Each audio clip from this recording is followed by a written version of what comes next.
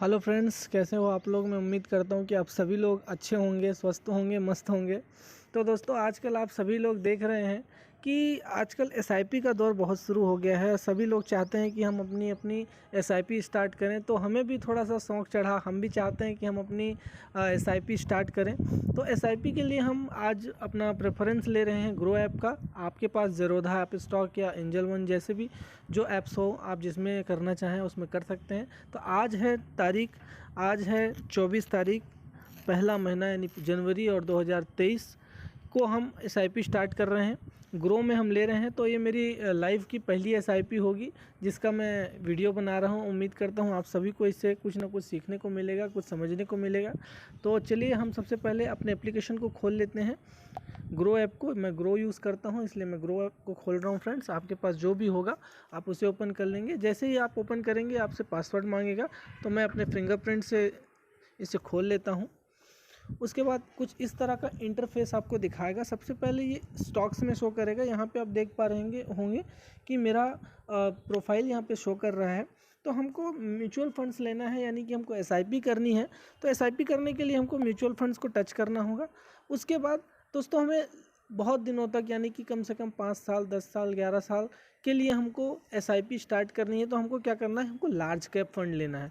Large cap fund दोस्तों समझाना चाहूँगा आप लोगों को कि लार्ज कैप फंड वो होता है जिसमें जो इन्वेस्टर होता है, यानी जो म्यूचुअल फंड ब्रोकर होता है, वो क्या करता है, वो बड़ी बड़ी कंपनियों में जो बहुत फेमस हैं, जो अपने इंडस्ट्री में बहुत अच्छा परफॉर्म कर रही हैं, उन पे पैसा लगाती हैं।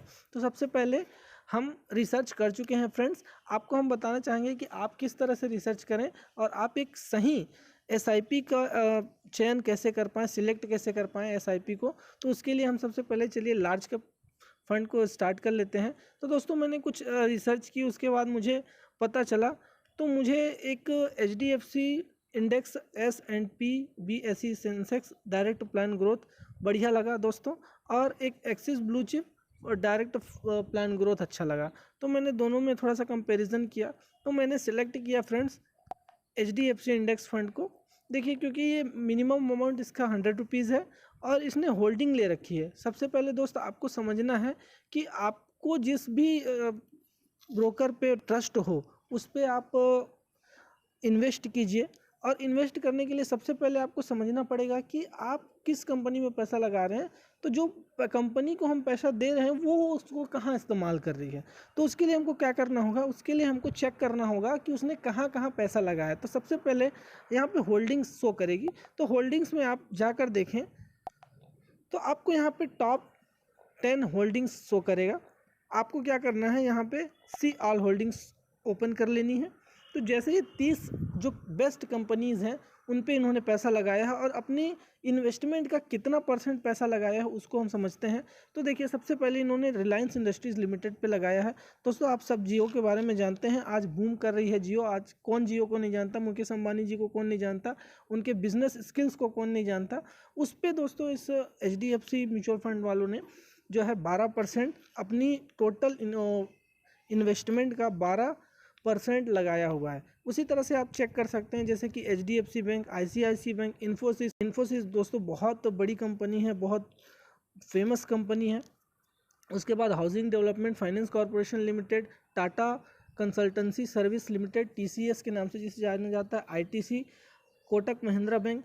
आप ये देखिए कि जैसे कि जो कंपनी पैसा लगा रही है वो सिर्फ एक सेक्टर में तो पैसा नहीं लगा रही है। देखिए, इन्होंने टेलीकॉम पे भी लगाया, इन्होंने बैंक एंड फाइनेंस में भी लगाया, इन्होंने व्हीकल्स पे भी लगाया, इन्होंने फूड इंडस्ट्री में भी लगाया, पेंट्स में भी लगाया है। जैसे आप देख सकते हैं मारुति सुजुकी की इन्होंने शेयर्स ले लिए हैं। इन्होंने फार्मास्यूटिकल कंपनीज़ में भी पैसा लगाया हुआ है। तो आपका जो पैसा है वो डिफरेंट इंडस्ट्रीज़ में पैसा लगना चाहिए, तब जाके वो बेनिफिट आपको मिल पाता है। इसलिए आपको ये कंपनीज़ आपको अलग अलग सेक्टर से रिटर्न्स दिला सकती है।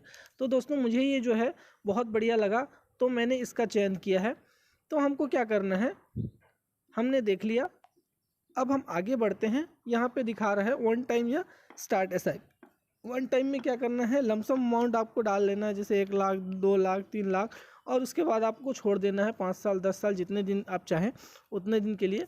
आप यहाँ पे देख सकते हैं कि 1 महीने में इन्होंने कितना माइनस पे चल रहा है। और दोस्तों कहते हैं एसआईपी लेने का सही समय होता है जब वो माइनस पे चल रही हो। लेकिन आप जब भी एसआईपी स्टार्ट करें तो आपके माइंड में ये चीज़ें होनी चाहिए कि मैं इस पैसे को 5 साल 10 साल 20 साल के बाद ही निकालूंगा। अगर आपको ये लगता है कि आप इसे 2 महीने 3 महीने के बाद मैं निकाल लूँगा तो दोस्तों आपको उसमें टैक्स भी देना पड़ेगा, आप उसमें लॉस में जा सकते हैं। तो एसआईपी कभी भी स्टार्ट कर रहे हैं तो 2 चीज़ें होनी ज़रूरी है। आपके पास हर मंथ एक इनकम सोर्स होना चाहिए कि आप हर महीने इतना पैसा मैं जो है इन्वेस्ट कर सकता हूँ, ठीक है। उसके बाद आपको कम से कम लॉन्ग टाइम के लिए इस इंडस्ट्री में आना है, इस म्यूचुअल फंड्स को यूज़ करना है। अगर आपको शॉर्ट टाइम माइंडसेट है तो प्लीज़ म्यूचुअल फंड्स ना स्टार्ट करें। अगर आप चाहते हैं कि इन फ्यूचर आपको बेनिफिट्स मिले 5 साल 10 साल के बाद, तो आप ज़रूर से ज़रूर म्यूचुअल फंड स्टार्ट करें। तो आप देख पाएंगे यहाँ पे जैसे माइनस में 1 महीने पहले 6 महीने का ग्राफ देख लेते हैं तो 6 महीने थोड़ा सा ग्राफ उठा 9.78% जो है रिटर्न्स मिल सकते थे। 1 साल में 3 अब यहाँ पे 1 साल का भी खेल नहीं है दोस्त, हमको 5 साल 10 साल खेलना है। तो उसके बाद जैसे ही 1 साल के बाद 3 साल तो 14% का रिटर्न्स हमको मिल सकता है। 5 साल की हम बात करें तो 12.20। दोस्तों मैक्सिमम मैंने देखा है कि आपको ज़्यादातर 12% से ऊपर रिटर्न्स मिलते हैं अगर आप लॉन्ग टाइम खेलते हैं तो। और बड़ी कंपनीज़ में आप जब इन्वेस्ट करते हैं तो क्या होता है कि वो धीरे धीरे बढ़ती हैं लेकिन बहुत अधिक मुनाफा देती हैं। तो इसलिए आपको ज़्यादा परसेंट के चक्कर में नहीं परेशान नहीं होना है, कभी ये फ्लक्चुएट होते रहते हैं। सो आपको क्या करना है, इन्वेस्ट करना स्टार्ट करना है। जिस दिन आप बढ़ेगा परसेंटेज उस दिन आपको भी बेनिफिट्स मिलेंगे। सो चलिए स्टार्ट करते हैं, थोड़ा सा वेट करते हैं। यहाँ पे हमें अमाउंट दिख रहा है, जैसे कि हम वहाँ पे दिखाया गया कि 100 रुपये से हम मिनिमम स्टार्ट कर सकते हैं, लेकिन मैं 100 रुपये से नहीं, मैं 500 रुपये से स्टार्ट करना चाहूँगा। तो यहाँ पे मैंने 500 डाल दिया। अब यहाँ पे दिया है एसआईपी डेट, आप अपने पैसा जो है वो किस डेट को कटवाना चाहते हो हर महीने देखोगे। तो हम 25 पे सेलेक्ट कर लेते हैं। उसके बाद हम आगे प्रोसेस करते हैं स्टार्ट एसआईपी।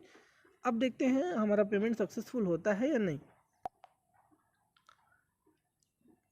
तो हमारा पेमेंट फिर से प्रोसेसिंग हो रहा है और ये गूगल पे के अंदर लेके चला गया फ्रेंड्स। तो यहाँ पे हमें शो कर रहा है हमारा अकाउंट, तो हम यहाँ पे उसे सिंपली पे कर देते हैं। ये हमारे अकाउंट से पैसे डिडक्ट, हमारा पेमेंट सिंपली प्रोसेस हो रहा है फ्रेंड्स। अब यहाँ पे हमारे पैसे डेबिट हो चुके और यहाँ पे एक प्रोसेसिंग का साइन आता है और सेटअप ऑटोमेटिक फीचर्स, इस पे हम जाते हैं कि हम चाहते हैं कि हमारा हर महीने जो है पैसा अपने आप अकाउंट से कट जाए। तो यहाँ पे हमें एक प्रोसेस अपनाना पड़ेगा। इसे जैसे ही हम सब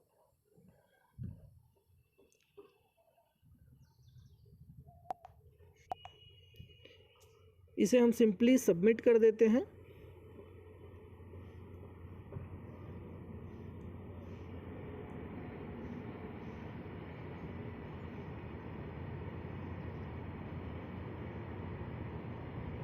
थोड़ा सा वेट कर लेते हैं।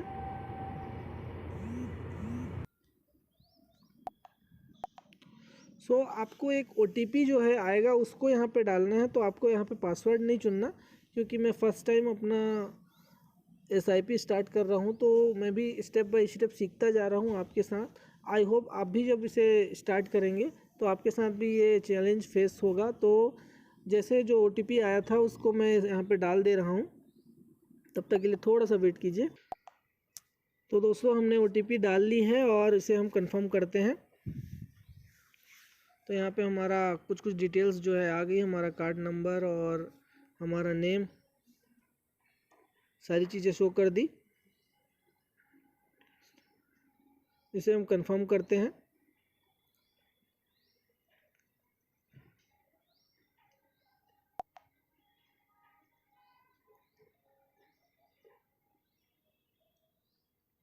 तो यहाँ पे हमारे कार्ड्स की कुछ डिटेल्स डालनी है फ्रेंड्स।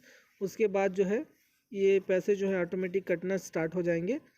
तो उसके लिए हम वीडियो को थोड़ा पॉज कर देते हैं। तो दोस्तों यहाँ पे हमने अपने कार्ड डिटेल्स डाल दिए। हमारा पर नाम पूछ रहा था, हमारा एक्सपायरी डेट पूछ रहा था, और जो आप पासवर्ड जो है आपका जो आप एटीएम में यूज़ करते हैं वो पासवर्ड यहाँ पे डालना है। उसके बाद यहाँ पे कैप्चा कोड डालना है, यहाँ पे जो दिया हुआ है। उसके बाद हमको क्या करना है, इसको प्रोसीड कर देना है। तो हम सिंपली इसको प्रोसीड कर देते हैं। तो यहाँ पे सक्सेसफुली हमको आ गया, सक्सेस करके। तो इसको हमको क्या करना है, स्क्रीनशॉट करके रख लेना है। ठीक है फ्रेंड्स, इसको स्क्रीनशॉट करके रख लेना है। फ्रेंड्स, जैसे ही हमारे पैसे कटते हैं अकाउंट से, उसके बाद जो है हमको ऑटो पे सेटअप जो करना होता है वो गूगल पे, ये ग्रो ऐप के इस प्रोफाइल में आके हमको चेक करना होता है। यहाँ पे एक सेक्शन होता है जिसे बैंक डिटेल के नाम से देखा जा सकता है। यहाँ पे दिखा है बैंक्स एंड ऑटो पे मैंडेट्स। इसको टच करने से ये पेज खुल जाता है। जैसे कि यहाँ पे हमारा अकाउंट नंबर दिखा रहा है, उसके साथ में यहाँ पे नीचे में देखिए सेटअप ऑटो पे वाली ग्रीन लाइन को हमको टच करना है। तो इसको ओपन करने से फिर आगे का प्रोसीजर चालू करते हैं फ्रेंड्स। जैसे हमने जो जो किया है वो सारी चीज़ें हम इसमें डेबिट कार्ड कर लेते हैं। जो अमाउंट जो है, ये मैक्सिमम अमाउंट जो दिया है 1 लाख से ज़्यादा आपका ऑटो पे में कट नहीं सकता, उसके बारे में बता रहा है। पर्पस है म्यूचुअल फंड पेमेंट्स के लिए हम अलाउ कर रहे हैं ये सारी चीज़ें। बाकी हमारी जो पर्सनल डिटेल्स हैं, हमारा बैंक अकाउंट, सेविंग अकाउंट है, हमारा अकाउंट नंबर ये, और ये सारी चीज़ें हमको दिखा रहा है। उसके बाद फ्रेंड्स हमको क्या करना है, यहाँ पे टिक कर लेना है, ब्लू टिक यहाँ पे। उसके बाद यहाँ पे सबमिट कर देना है। सबमिट करने के बाद जैसे कि एक सिक्योरिटी कोड आएगा,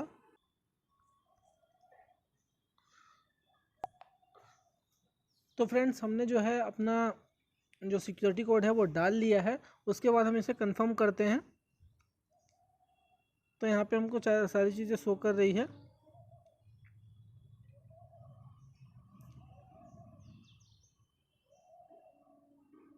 इसको यस कर लेते हैं, कंफर्म कर देते हैं। यहाँ पे हमारी डिटेल्स मांग रहा है, तो इसको हम जाके फिल कर देते हैं।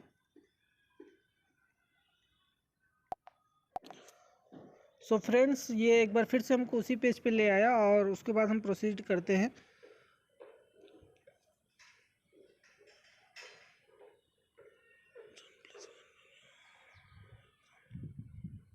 यहाँ पे हमारा सक्सेस दिखा रहा है, इसको हम क्लिक कर लेते हैं। और उससे पहले हम एक स्क्रीनशॉट ले लेते हैं।